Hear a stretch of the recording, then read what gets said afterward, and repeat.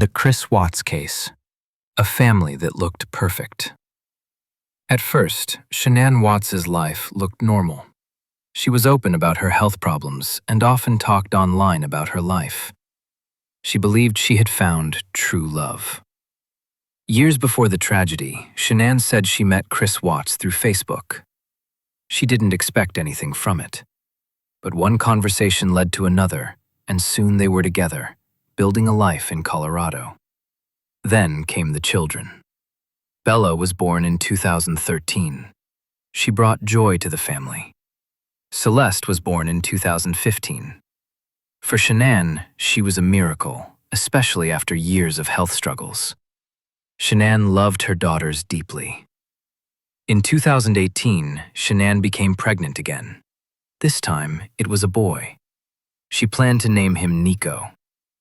From the outside, everything looked fine, but inside the house, things were changing.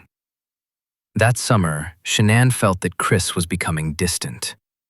She told friends that he no longer touched her, no longer kissed her, and barely spoke to her. She said she didn't recognize the man she married. She was scared and heartbroken. On the morning of August 13th, 2018, Shanann and her daughters disappeared.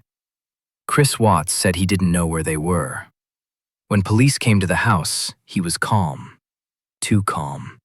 There was no panic, no fear, just silence.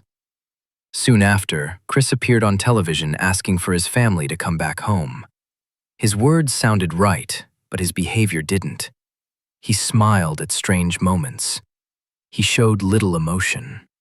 Investigators began to suspect him. A few days later, the truth came out. Shanann's body was found at an oil site where Chris worked. Later that same day, police made an even more terrible discovery. Bella and Celeste were found dead inside oil tanks nearby. Shanann had been strangled. The girls had been suffocated. Chris Watts had killed his entire family. After his arrest, Chris tried to blame Shanann. He claimed she hurt one of the children and that he reacted in anger. Police did not believe him. The evidence did not support his story.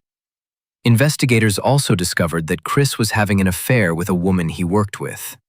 While Shanann was trying to save her marriage, Chris was planning a new life, without his wife, without his children. The pain spread quickly.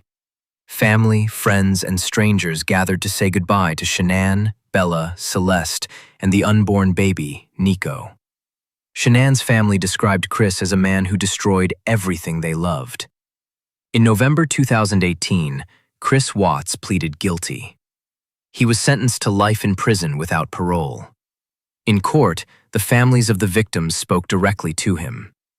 They called him evil. They said they would never understand how someone could kill the people he was supposed to protect.